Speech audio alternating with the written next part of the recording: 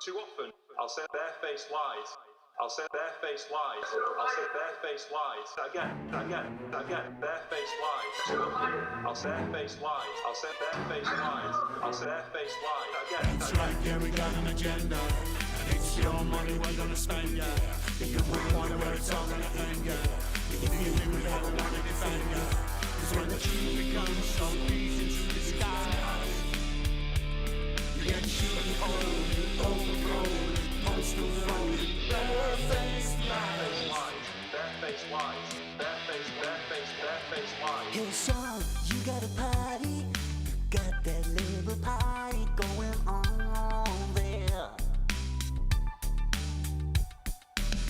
Keep to the left, you can't think right, so everything you do goes wrong, yeah. Incompetence just leads to disaster. Corruption brings it on even faster. What you say? That's right, yeah, we got an agenda. And it's your money we're gonna spend, yeah. Think you wouldn't wonder where it's all gonna end, yeah. If you feel me, we never wanna defend, yeah. Cause when the truth becomes so easy to disguise, you get shit cold, overgrown, postal road, barefaced. That's right, yeah, we got an agenda.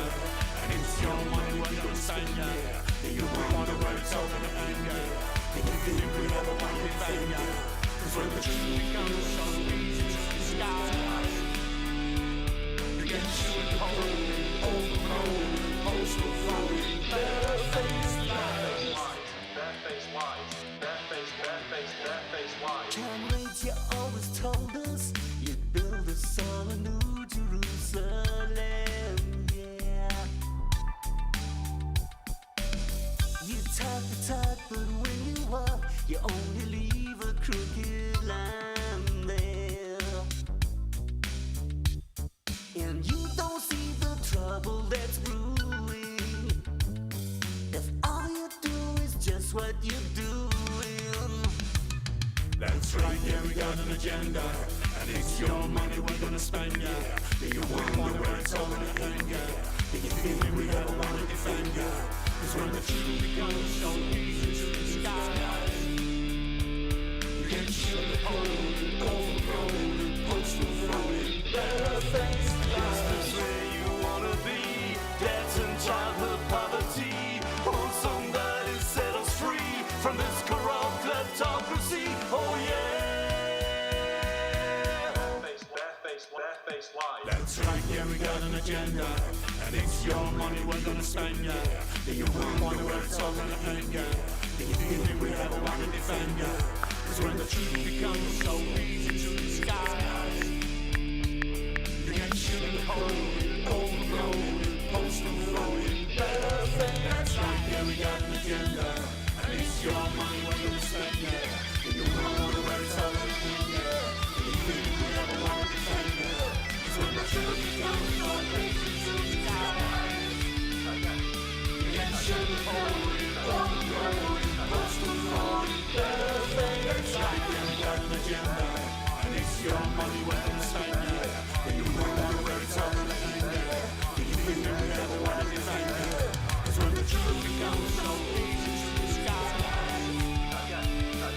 you get shit cold, overgrown, postal road, barefaced. That's right, yeah, we got an agenda. And it's your money we're gonna spend, yeah. Think you wouldn't wonder where it's all gonna end, yeah. Think you feel me, we never wanna defend, yeah. Cause when the truth becomes so easy to disguise, you get shit cold, overgrown, postal road, barefaced.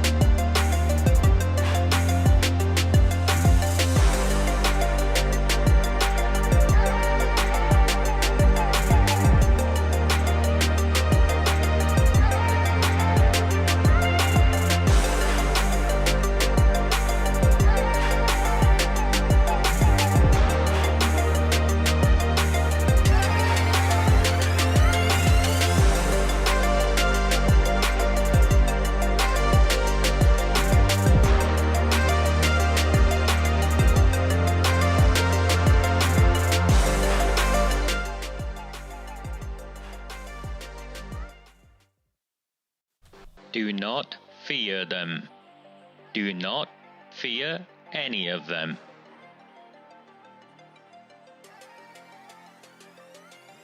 On the 20th of November 2003, James Ignatius O'Rourke McMahon was elected councillor for the Failsworth East Ward of Oldham.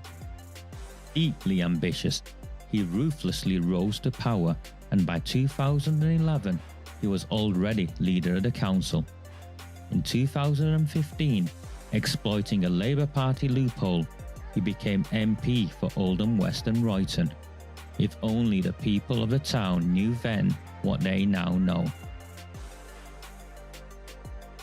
Do not fear them. Do not fear any of them.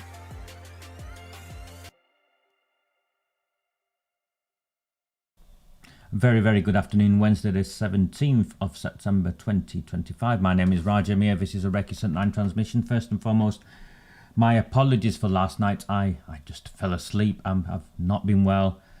Managed to pull out a transmission, I think, on Monday night, and I spent Tuesday recording some podcasts with a number of other people who had promised, and by the time the evening came along, I was long gone, I'm afraid. So that's where that was. Hopefully, those of you who are with me live will get to watch it now, and those of you who are not will accept my apologies and watch it later. So thank you for your ongoing support. Now, yesterday, Keir Starmer was invited to attend Parliament and explain himself, because the day before on Channel 4 he'd gone on the news to backtrack extensively. Had I known then what I know now, I would never have appointed him, in terms of Mandelson. And so we clear Mandelson is now confirmed. All the emails have come out. His relationship with Jeffrey Epstein is completely unacceptable, and his support for Jeffrey Epstein after he had been convicted as a child sex offender, he was in prison, remember, is completely unacceptable. So that is what emerged, and I will go through a series of videos and newspaper analysis, and really his position should be untenable. Unfortunately, there isn't a PMQ today. They've got off. Parliament basically closed yesterday, and the reason they closed is it's now conference season. Reform, for some reason, have their conference before conference season. Now it's conference season, so he's got a couple of weeks, and I honestly think many more things will now emerge during these couple of weeks. This government, to all extents and purposes, Keir Starmer's government, is in a death cycle. It's going from one sleaze to another, one resignation to another, one scandal to another.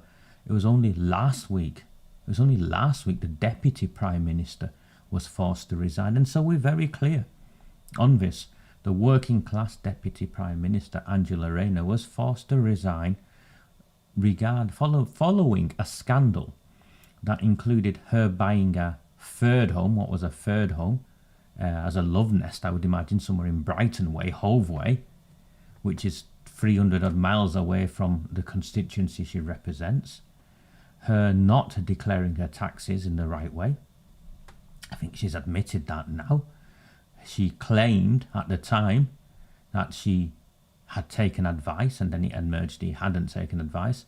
But worse, the breadcrumbs go all the way back to the actual house that she'd extracted the money from to buy her love nest elsewhere. And that was, she sold a share of that house to a disabled son's trust fund at what is increasingly looking like an inflated price. Former Deputy Prime Minister. Now, put the Deputy Prime Minister element to one side. As a parent, and I make no allegations towards Angela Rayner. In the fullness of time, this will come out. Will it come out? Probably not, because we know how these things get covered up. But as a parent, I can only speak for myself. As a parent, I Is there a lower low than swindling your child out of money? Is there a lower low than swindling your disabled child out of money? A child who has no say on what's going on? It's just, I don't understand it. I genuinely don't understand it. And now she's gone, and of course they're trying to, smooth, her supporters are trying to distract, deflect, smooth over what took place. But it's crazy. And in terms of Sadiq Khan, I think Chris has just put up a message. Sadiq Khan, the mayor of London, has just got another pay rise. He's the most well-paid politician, I think, in the land now. And that's separate to whatever other interests he may have. I don't ever remember politics being this bad.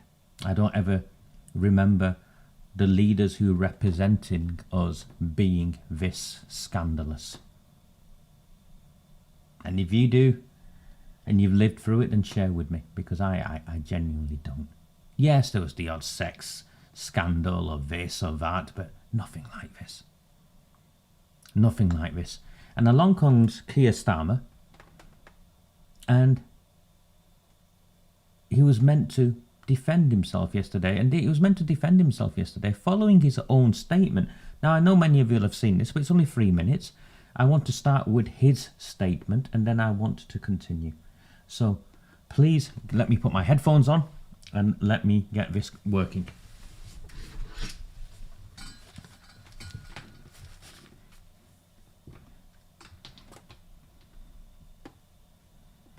It's important to appreciate what happened when, and I understand that. Obviously, the post, the diplomatic post of American ambassador, really important post. And Peter Mandelson, before he was appointed, went through a due diligence process. That's the propriety and ethics team, went through a process. And therefore, I knew of his association with Epstein. But had I known then what I know now, I'd have never appointed him. Because what emerged last week were emails, Bloomberg emails, which showed that the nature and extent of the relationship that Peter Mandelson had with Epstein was far different to what I had understood to be the position when I appointed him. On top of that, what the email showed was he was not only questioning, but wanting to challenge the conviction of Epstein at the time. That, for me, went and cut across the whole approach that I've taken on violence against women and girls for many years, and this government's approach. On top of that, what emerged last week, on Wednesday evening late, were Peter Mandelson's responses to questions that have been put to him by government officials. I looked at those responses, and I did not find them at all satisfying. And therefore, on the basis of those three things, the nature and extent of the relationship being far different to what I'd understood to be the position at the point of appointment, the questioning and challenging of the conviction, which, as I say, goes to the heart and cuts across what this government is doing on violence against women and girls, and the unsatisfactory nature of the responses from Peter Mandelson last week to the inquiries made of him by government officials, I took the decision to remove him. You said that details emerged Wednesday afternoon, but from what we can work out, details were furnished to bits of the Whitehall machinery, the Foreign Office and Downing Street, quite a bit ahead of you defending Peter Mandelson on Wednesday at Prime Minister's questions. And people are scratching their heads saying, why didn't you, the Prime Minister, make more effort to make sure you were briefed on this? Were people briefing you properly? Were they acting on your behalf? Were they acting slightly on Peter Mandelson's behalf, maybe? Bits of the machine. Well, let me deal with that, because it was only on Wednesday early evening that I knew the contents of the Bloomberg emails. It was only very late on Wednesday when Peter Mandelson replied to the questions that had been put to him by government officials, and it was on that basis that I took my decision that he should be removed. What I knew before PMQs was that there had been media inquiries. I didn't know the content of the Bloomberg emails.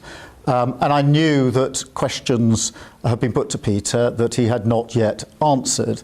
And he hadn't answered them by the time it got to PMQs. There is, of course, a time lag in America, but I knew that there are questions that have been put to him, but I didn't know what answers he was going to give to those questions. That came later on Wednesday. And that's why, at that point, I gave the answer I did at PMQs, and that's the extent of what I knew at the time. That's the extent of what he knew at the time. Now, I will continue, and there's some other videos I want to play specifically from yesterday, and some analysis, further analysis as a consequence of what's emerged yesterday. This man is in serious trouble. So what he's owned up to there is, first and foremost, he claims that the appointment went through a due diligence process. That's not my view and opinion, that's his own words. The appointment went through a due diligence process. Straightforward. That's the Prime Minister saying it. That's the Union flag in the background. The appointment went through, you can see it there, the appointment went through a due diligence process. He then says that the reason he sacked him, or asked for his resident to sack him, wasn't because of his friendship with a convicted child sex offender. That we all knew was a convicted child sex offender, and people knew at the time was a convicted child sex offender in terms of Epstein and the ongoing scandal of the Epstein files and all of that not being released. We can't forget that in the background. The suggestion that there's a black book or a series of black books with powerful individuals across the world who are into sexually abusing, gang raping, raping little children, and these young people children being trafficked across the world, or these rich individuals being flown into these secret islands. None of that can be ignored here in the background. And despite knowing this man's friendship with a convicted child sex offender, despite knowing that he'd stayed at his New York home after he'd been locked up, after Epstein had been locked up, Keir Starmer still appointed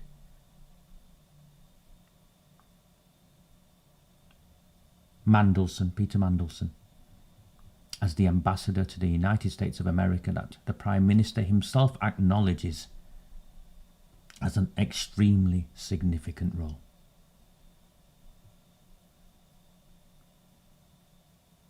But that's not why he sacked him, because he knew all of that beforehand.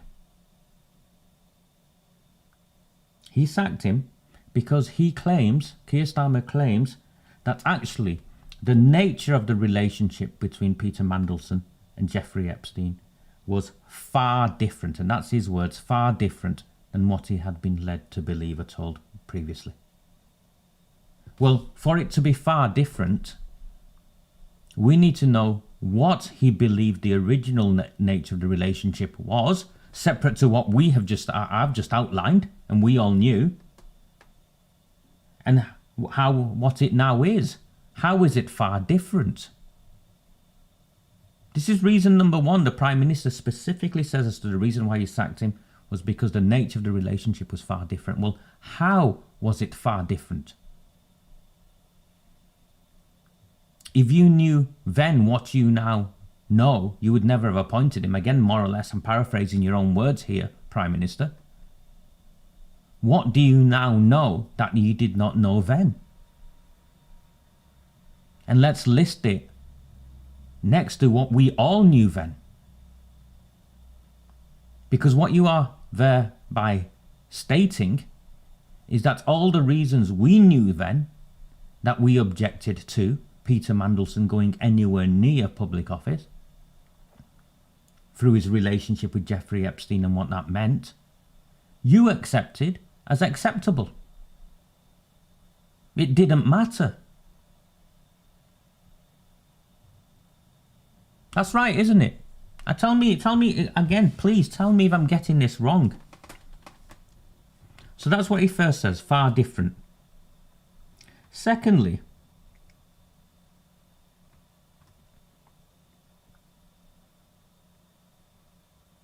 the line in the sand, I think, for the Prime Minister appears to have been that Peter Mandelson challenged or encouraged Epstein to challenge his conviction.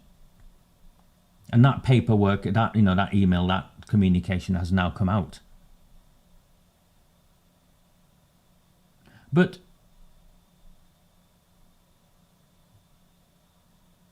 this communication of Mandelson encouraging Epstein to challenge his conviction,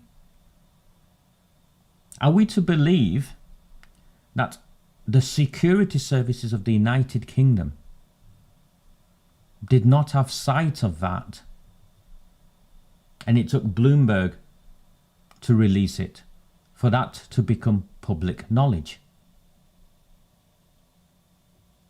Particularly as the Prime Minister himself has confirmed at this time that Mandelson went through a vetting process, a due diligence process.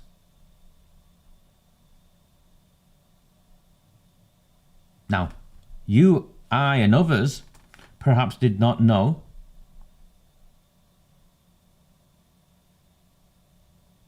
that Mandelson encouraged Epstein to challenge his conviction. But are we to really believe that the security services did not pick up on this email communication prior to the appointment of Mandelson as ambassador? And are we to believe that this information and any other concerns were not shared with the Prime Minister prior to Mandelson's appointment?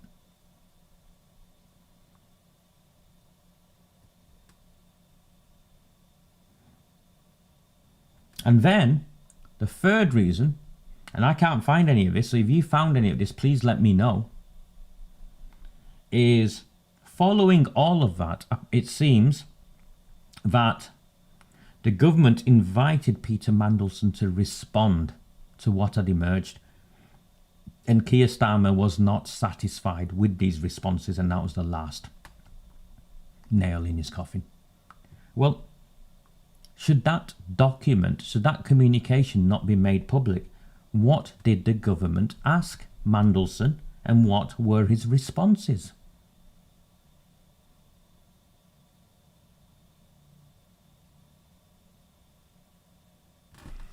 This, what I've just shared with you, came out on Monday.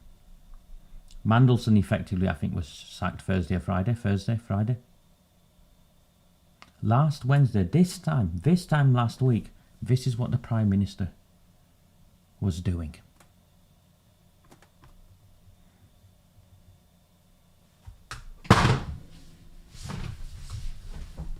Associate myself with the comments the Prime Minister made about the Duchess of Kent. She lived an exemplary life of public service and she will be very much missed. And I also agree with the Prime Minister, as should all of us in this House. We stand shoulder to shoulder with Poland and all our NATO allies against Putin's aggression. A NATO country has just had to defend itself against Russian drones. Now, more than ever, we need our ambassador to Washington fully focused on this issue and liaising closely with America.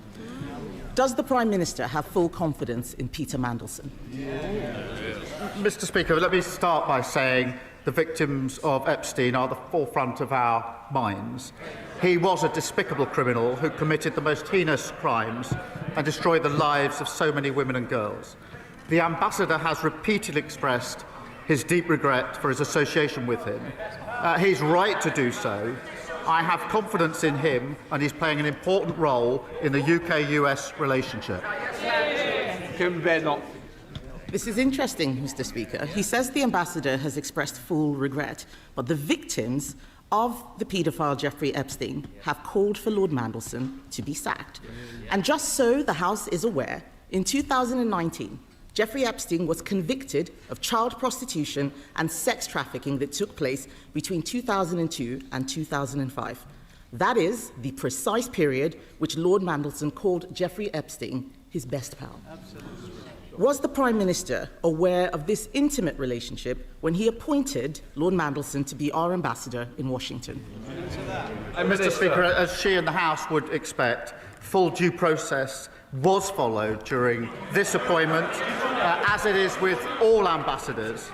The ambassador has repeatedly expressed his deep regret. He is right to do so. He is now playing an important part in the US-UK relationship. Mr. Speaker, I asked the Prime Minister if he knew. The fact that he didn't answer indicates that he probably did know. I wasn't asking a question about process, I was asking a question about his judgment. The Daily Telegraph reports today that while Lord Mandelson was Business Secretary, he brokered a deal with Jeffrey Epstein while he was Business Secretary, and that this occurred after Epstein had been convicted of child sex offences.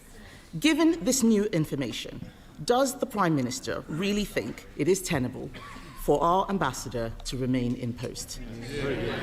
Mr. Speaker, the relationship between the US and the UK is one of our foremost relationships, and I have confidence in the ambassador in the role that he is doing.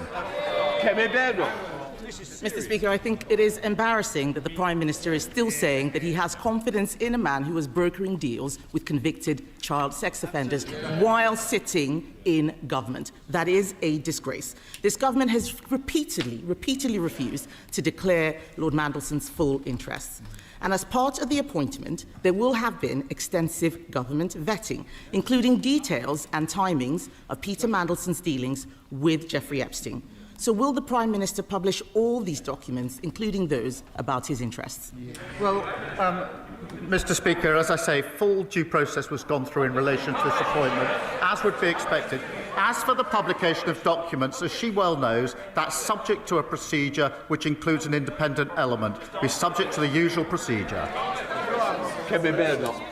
The Prime Minister cannot answer any questions. That is not the behaviour of someone who has full confidence. The ambassador should be in the White House talking about how we respond to an incursion into NATO airspace. Instead, he is giving interviews about himself to The Sun. This is a man who already had to be removed from cabinet twice, and now we learned that he was brokering billion-pound deals with Jeffrey Epstein while business secretary. I didn't get a proper answer. He's talking about process. This is not about process. This is about judgment. Just last week, I told him that he should sack his deputy prime minister. They all cheered and congratulated themselves. She was gone 2 days later. His face too is broken, and he's got a totally new front bench. So I will ask him again, will he make sure that these documents are published, and will he actually instruct Peter Mandelson to publish all his correspondence with Jeffrey Epstein? Well, she says the ambassador's been in the White House discussing NATO. He is, as we all are, with a number of international calls this morning, and on Ukraine, as well as the attack in Doha. That was last week. This is history in the making. And I honestly do not understand why. Well, I do understand, as do you by now. But this should be headline news non-stop. Remember, Boris ate cake during COVID. And news story after news story after news story. And here is the Prime Minister. And he's asked very, very specific questions by Kemi Badenoch. And remember, I'm not a Conservative. I critique Kemi Badenoch the same as everyone else. I applaud her when she does well, and I question her when I expect better.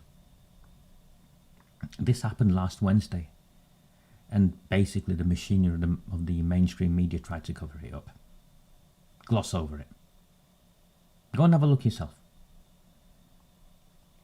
And then, of course, Bloomberg released further correspondence, and that was the end of Mandelson, which is what resulted in Keir Starmer doing his, I'm in control sort of interview with the Union flag behind him. He's asked a series of questions. He refuses to answer any of them. But this isn't normal avoidance. This is more than that. The leader of the opposition asked Keir Starmer if he was aware of the intimate relationship between Mandelson and Epstein prior to appointing him as ambassador to the United States of America.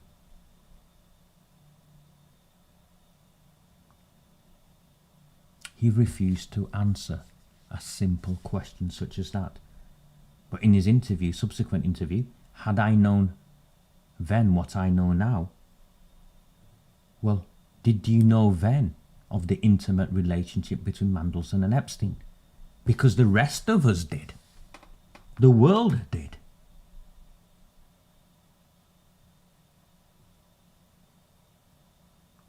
And in the background, and I'm sorry, it does matter, in the background you've got Starmer, his relationship with his wife, how he was living at Lord Ali's house, how Lord Ali buys him clothes. You've got all of that going on in the background.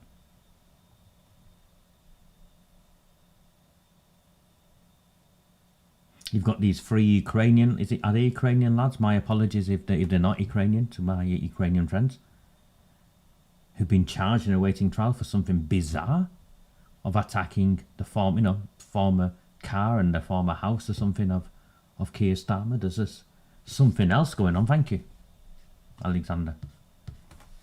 I say, trying to find my mouse.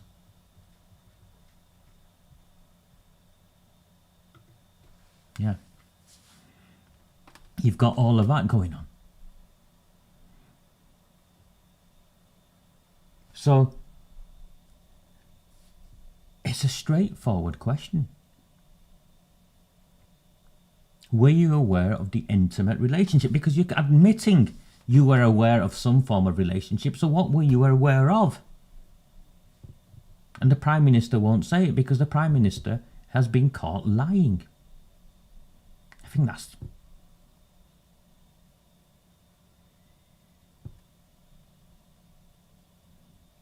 And it repeatedly, at Prime Minister's questions, repeatedly we heard it, he reaffirmed he had confidence in the ambassador, confidence in Mandelson. And yet again, he hid or attempted to hide behind process, full due process. So in Parliament he stood up and claimed that Mandelson's appointment followed full due process. Remember that. I want you to remember that. He's claiming Mandelson's appointment followed full due process. I'm going to play you something else from yesterday now. That came up. Before I do,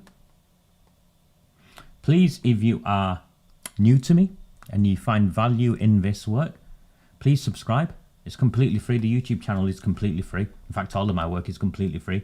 But please go subscribe to the channel. I have a pitifully low number of subscribers. My friends who have very successful channels say, Raja, you don't ask enough, you don't support, and you don't put your stuff out that way. To encourage people to sign up. So please do sign up. And if you can, sign up to Redwall and the Rabble, of course. Again, 100% completely free. All of my work is completely free.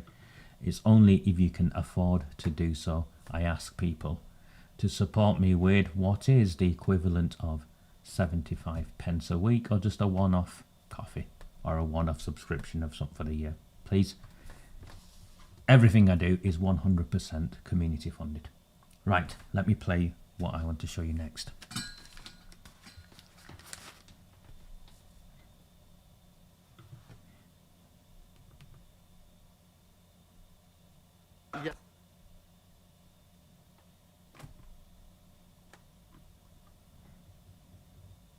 Exposition of this matter. Stephen Flynn. Madam Deputy Speaker, I often think it's a grave pity in this House that the cameras tend to just be trained on the individual speaking, because it meant that the public did not get the opportunity that we did earlier on to look at the faces of the Labour MPs as this debate began, to see the glum, serious look on their faces as they recognise the significance of the situation that faces their Prime Minister here and now. And I'm sure it's a glum, angry, serious look that's shared not just by the Treasury front bench in the building here today, but those who are flogged in the public domain across broadcasting stations throughout the course of last week. And if I may, the Chief Whip is no longer in his place, but I would like to think that on Sunday that was the first occasion where he was happy to be in his new role, so he did not have to appear on the Sunday media rounds as the Business Secretary to defend the indefensible, to tell us all in the public domain that Peter Mandelson has singular qualities that nobody else on these isles, nobody else on the planet possibly have, that make him fitting to be the ambassador to the United States of America. What a pitiful state to find ourselves in. What a pitiful state for the Prime Minister to find himself in. And this is mired in politics, I hate to say, because this is a political decision by the Prime Minister. He chose to stand at that dispatch box last week and not tell us, but tell the public that there was nothing to see here, that he had absolute confidence in Lord Mandelson. It is the Prime Minister, who chose to ignore the facts that were plainly in front of him, not for weeks, not for hours, not for days, but for months. He was the man who appointed Peter Mandelson to be the ambassador to the United States, the man who said to an FT journalist earlier this year to fuck off, because it was being, his quote, not mine, because he was being inquired about his relationship with Jeffrey Epstein. That was what Lord Mandelson said. He said it was an FT obsession. Well, guess what? It's our obsession now. And we are going to make sure that we get to the bottom of this. The Prime Minister is not above the scrutiny of the House of Commons, neither is he above the scrutiny of the public at home. But the greatest scandal of all, is the fact that the Prime Minister of the United Kingdom appointed a man to that role, knowing that that man had maintained a relationship with Jeffrey Epstein, despite the fact that Jeffrey Epstein had been convicted in 2008 in Florida. Convicted for having 14-year-old girls masturbate him. And the Prime Minister of the United Kingdom thought it was fitting for the best friend of that individual to hold the highest diplomatic office in the United States of America on behalf of the people of these isles. What a complete disgrace. And the only thing that seems to have caused any consternation for the Prime Minister in any of this is not that that happened, but the fact that for a short period, Peter Mandelson appeared to think Jeffrey Epstein was innocent. Which draws us to the conclusion that if Peter Mandelson had thought that Jeffrey Epstein had maintained the friendship but thought he was guilty, he would still be in post. What has happened to the moral compass of this place, of the office of Prime Minister, where we can simply accept a rationale such as that? How can any victim of child sex abuse in these isles or elsewhere have confidence in the structures that we put in place when the Prime Minister of the United Kingdom, and the Minister shakes his head. Is there an intervention that he wants to make? Is there something that he disagrees with in that assessment of those facts? Or does he want to present the additional detail to this House which makes any of that untrue whatsoever? No. I notice he's not shaking his head now, but I tell you who is shaking their head: the public at him and his Prime Minister for the decisions that they have taken. Now, Madam Deputy Speaker, we're going into recess. All of us are mindful of the fact that this House is shutting down. But when we come back, we expect answers. The Prime Minister of the United Kingdom, he hopes that this is going to go away. But I and every other member who is sitting in this House right now can assure him that it is not. Peter Flynn is a Scottish SNP MP. I don't agree with him on a lot of things, but on this, I can't disagree with him. And on this, I look at this, and I've always said to all of you who followed my work that in the end, this is a fight between good and evil, and irrespective of our politics, there have got to be certain things that we agree on. And the rape of children, the sexual abuse of children has got to be one of those things we agree on. Otherwise, we are on the side of evil. Whatever our politics may be, we are on the side of evil. And this, Jeffrey Epstein, was an evil man. And he belonged to a global evil network of men and women who trafficked and abused children. And his best friend was a senior Labour Party peer, and this is where it gets absolutely scandalous.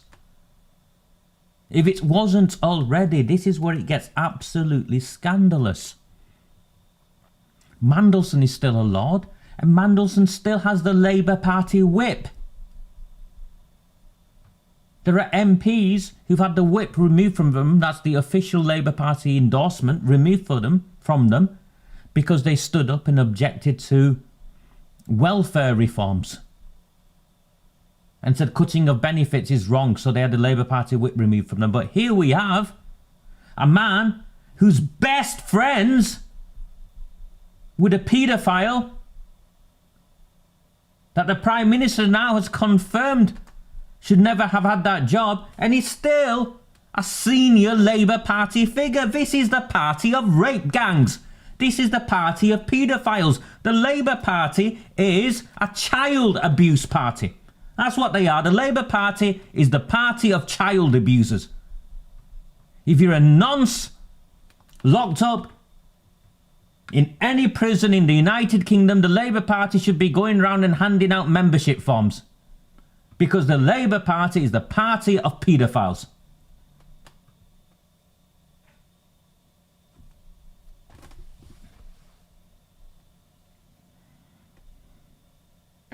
Associate myself with the comment. Let me find something else. Exposition of this matter. Associate myself with the comments the Prime Minister made about the Duchess of Kent.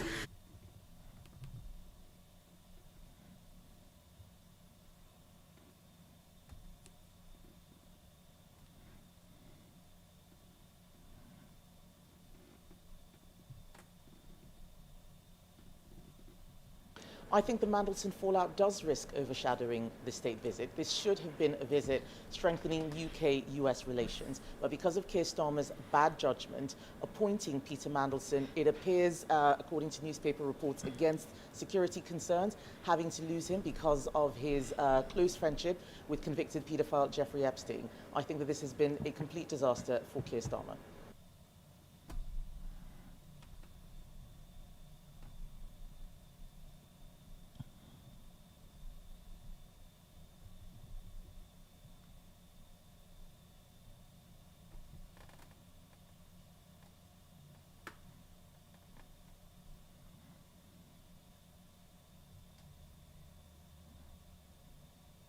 Well, in the history I'm about to detail, we see a Peter Mandelson who is easily dazzled by wealth and glamour and who is willing to use his public position to pursue those things for himself. This was visible very early in his career, even to his friends.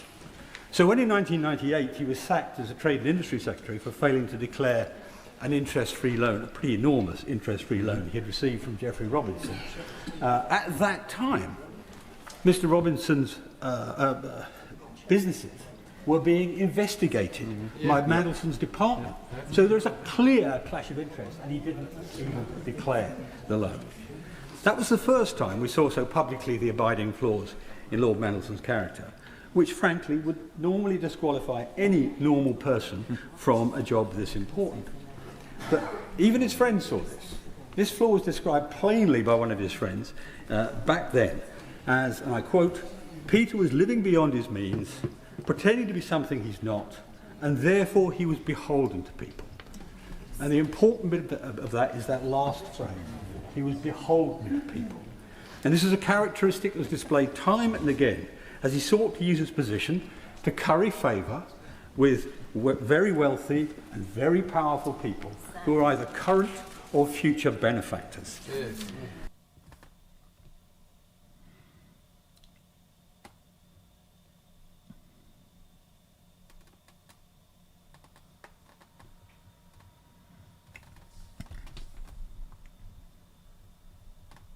So what we've got is this has emerged now since the Prime Minister's speech on Monday, interview on Monday.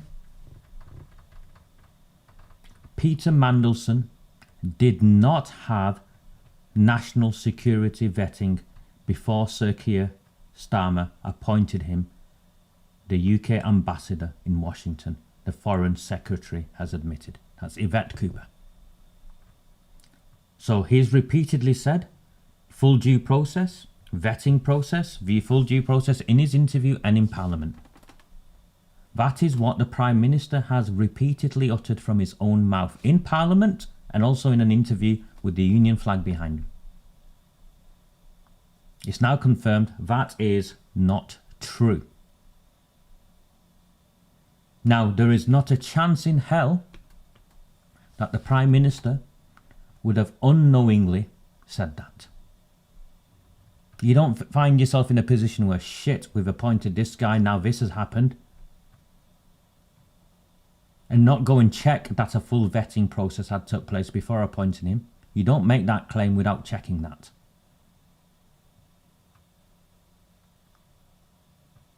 So he's misled Parliament and he's lied to the British public.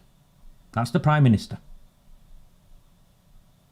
However bad Boris Johnson was, this is equally as bad. And Boris Johnson was forced out of office. And the fact that Labour Party MPs are all sat on their hands, not calling for his resignation, I think is a reflection of how many Labour Party MPs themselves are neck deep in this. Beholden to others. Is that not what the phrase was? Beholden to others. What does that mean? Blackmailed by others? Bribed by others? Owned by others?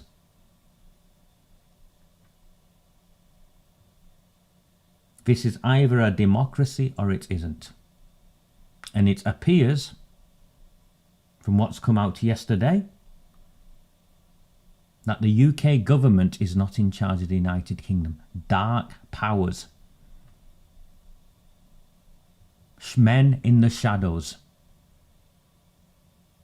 Those in Epstein's black book, who traffic and rape children. They are the ones who are in control of the United Kingdom.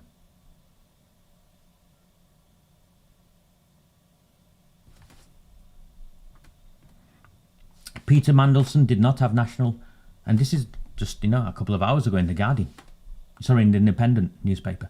Peter Mandelson did not have national security vetting before Sir Keir Starmer appointed him the UK ambassador to Washington, the Foreign Secretary has admitted.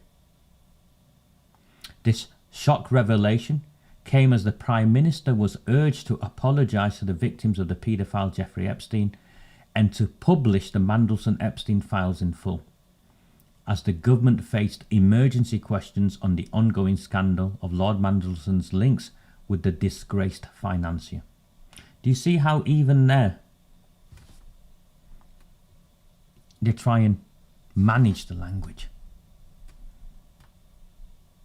Sir Keir was forced to sack the Labour grandee last week after the publication of emails that showed he had sent supportive messages even as Epstein faced jail for sex offences.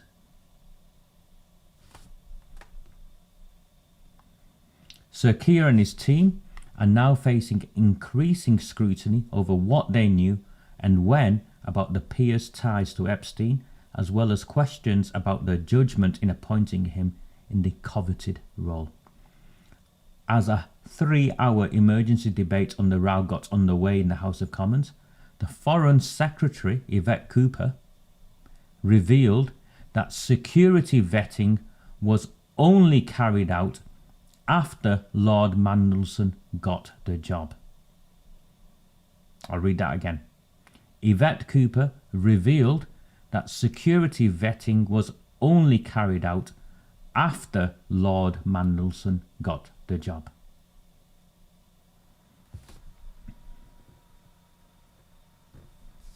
In a letter to the chair of the powerful Foreign Affairs Select Committee, Dame Emily Thornberry, she said, that's Yvette Cooper said, the propriety and ethics team in the Cabinet Office conducted a due diligence process prior to the announcement of Peter Mandelson's appointment on the 20th of December 2024 at the request of number 10. The FCDO, that's the Foreign Office lot, was not asked to contribute to that process, and no issues were raised with the FCDO as a result of this process. This was not a security check. So whatever the Cabinet Office did, whatever the due diligence process was not a security check. How on earth can you appoint any individual to be the United Kingdom ambassador to the United States of America without a security check? And then I would ask, because the Cabinet Office, so those of you who are unfamiliar with government, the Cabinet Office is actually, Keir Starmer's office. So what checks did they do? What was the checks they did? Did they check his ties? Did they check whether, how many lunches he has with Lord Ali? And whether they overlap with the lunches that Keir Starmer has with him? What were the checks?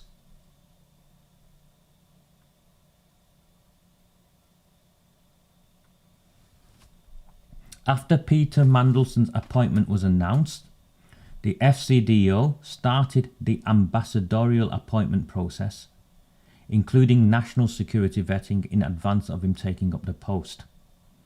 Asked if security concerns about Lord Mandelson's appointment was dismissed during the process, Ms. Cooper added, "We do not comment on individual national security vetting cases in line with long-established processes. It is not a process which involves number 10.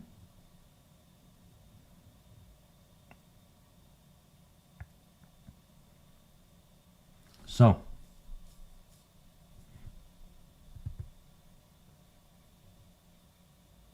after Peter Mandelson's appointment was announced, this is Yvette Cooper, they started the national security vetting. Why is that important? What does the small print there say?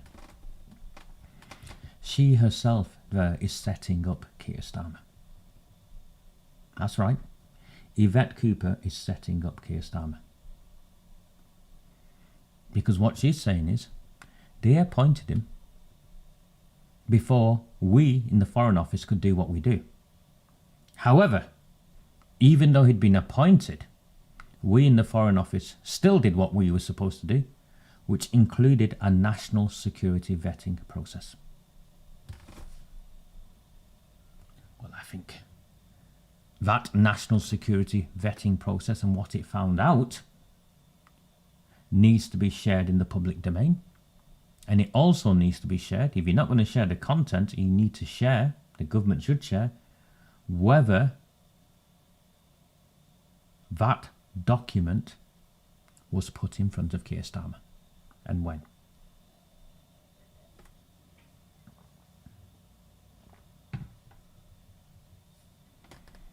She's helped corner the Prime Minister. For those of you who are interested in this sort of stuff, she's Yvette Cooper, the Foreign Secretary, has just thrown Keir Starmer under the bus.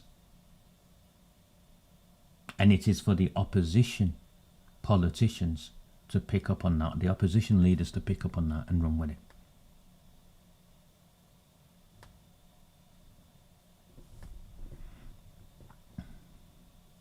Kemi Badenoch, actually, I don't know why she's doing this. Tory leader Kemi Badenoch urged ministers to apologise to Epstein's victims for Lord Mandelson's appointment, adding, "The Prime Minister needs to come clean about what he knew and when he knew it, not send his junior ministers to cover up for him." That's because, he never turned up yesterday. "The Prime Minister needs to publish the Mandelson-Epstein files in full." I would be calling for the Prime Minister's resignation. I would be calling for the Prime Minister's resignation. And in the background of all of this,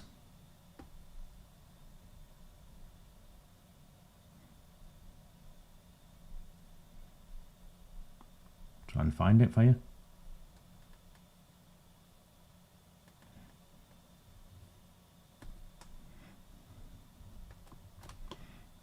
Is this document that's been released of Epstein and Mandelson. Mandelson writing lovely notes about how much he loves him and happy birthday, Jeffrey. You can see all of that on this note. Best pal. Yum, yum.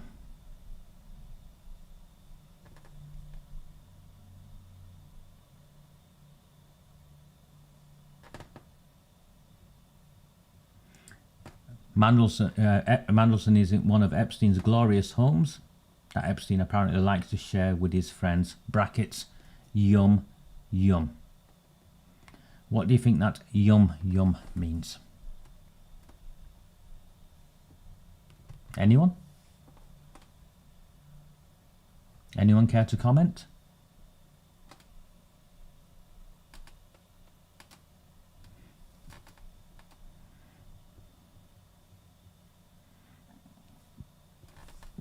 If you're finding value, if you're still here, I will carry on with a couple more news stories that have come out on this that I think add value.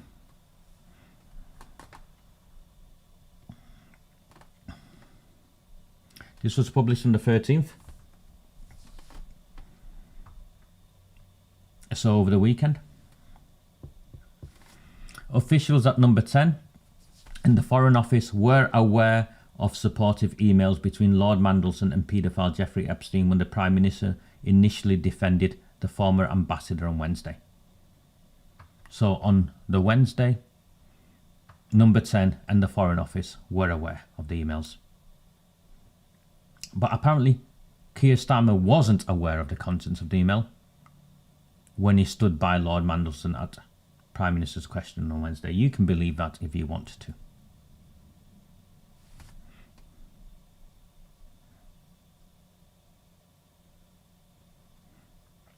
Conservative leader Kemi Badenoch accused the Prime Minister of lying to the public.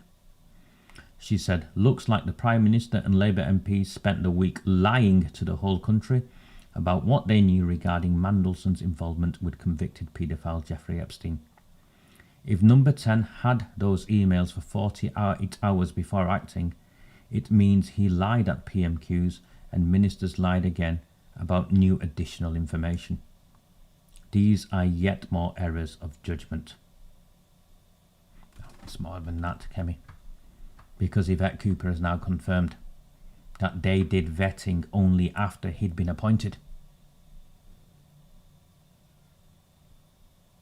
Who authorised his appointment without vetting? Keir Starmer.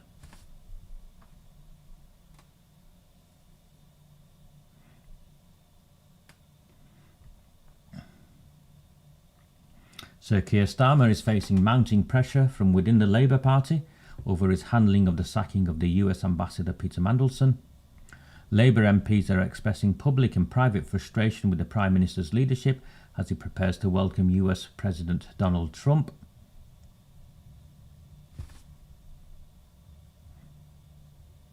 Labour backbencher Richard Bergen told Radio 4's Today programme Sir Keir would be gone if May's elections in Scotland, Wales and parts of England go badly for Labour. You're going to get smashed, lad. The scandal coming so soon after Angela Lena, blah, blah, blah.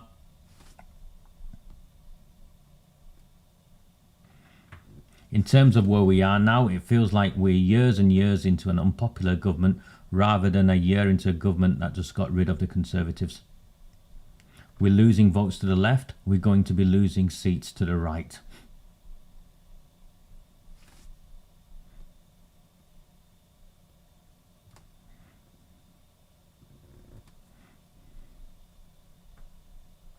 This is the article I wanted to read you. I don't know if any of you have a subscription to the New Statesman. You should get one if you have one. The Mandelson debate was an embarrassment for Keir Starmer because it goes into extensive details.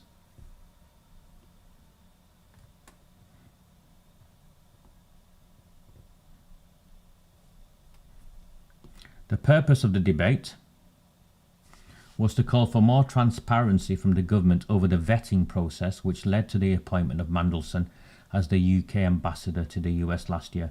David Davis began proceedings running through Mandelson's torrid political career and the allegations which led to his sacking last week. Davis offered MPs a damning verdict on Mandelson's character. It would appear that Lord Mandelson has subcontracted his conscience for money. Shortly before the debate began, news broke that the vetting of the disgraced New Labour grandee had not even started before he was appointed to the role on the 20th of December last year. In a joint letter to Emily Thornberry, the chair of the Foreign Affairs Select Committee, Cooper, and the Foreign Office's Permanent Under-Secretary, Oliver Robbins, wrote, after Peter Mandelson's appointment was announced on the 20th of December 2024, the FCDO started the ambassadorial appointments process, including national security vetting. The letter pointed out that Mandelson was, however, the subject of a due diligence test conducted by the Propriety and Ethics team, which sits inside the Cabinet Office. Keir Starmer has made reference to the Propriety and Ethics team in his statements. So what was the due diligence test?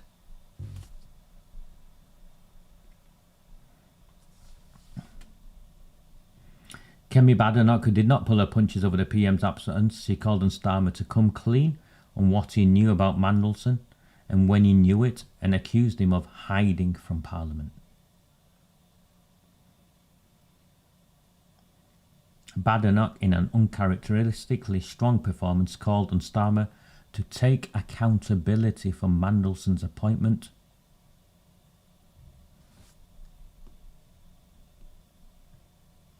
Thornberry pointed out, this is the chair of the Foreign Affairs Committee, that despite requesting to speak to Mandelson when his appointment was still only a rumour, no meetings were forthcoming. So you've got the chair of the Foreign Affairs Committee, one of the most powerful committees in our country. The chair powerless, power behind power. That's what is taking place here. She also refuted reports of a meeting in the press when the committee was on a visit to the US, clarifying the reality is, of course, that we had a 15-minute interaction over breakfast while receiving a formal briefing from the diplomatic staff. When Lord Mandelson was appointed, this is the chair of the Foreign Affairs Committee, when Lord Mandelson was appointed, red flags were obviously missed or ignored. And on the day that the American president lands in Britain for a state visit, the government is materially worse off because we now do not have an ambassador.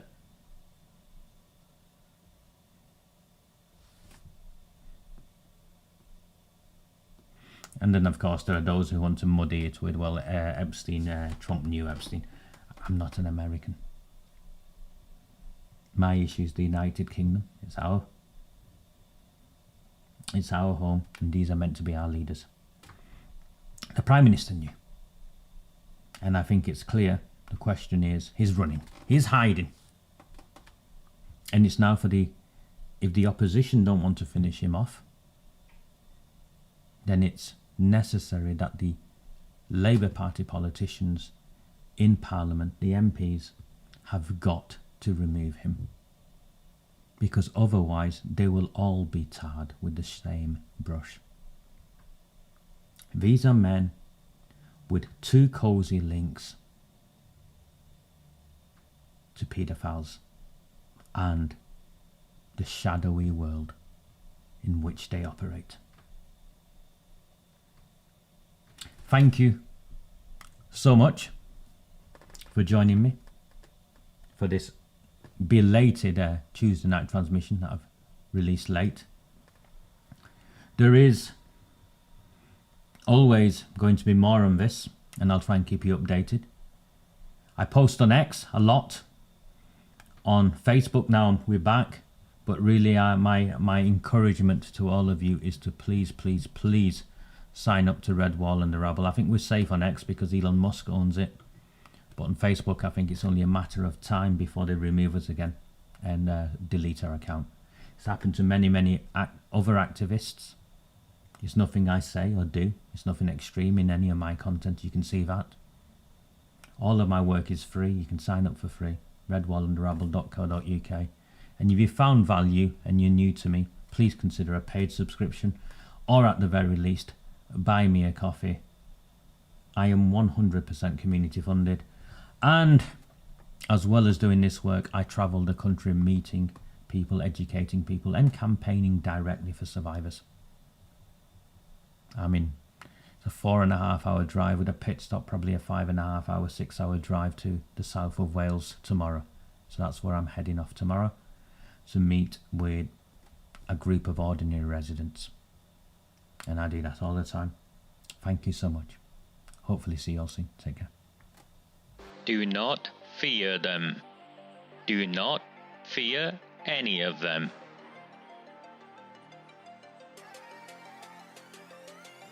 On the 20th of November 2003, James Ignatius O'Rourke McMahon was elected councillor for the Failsworth East Ward of Oldham.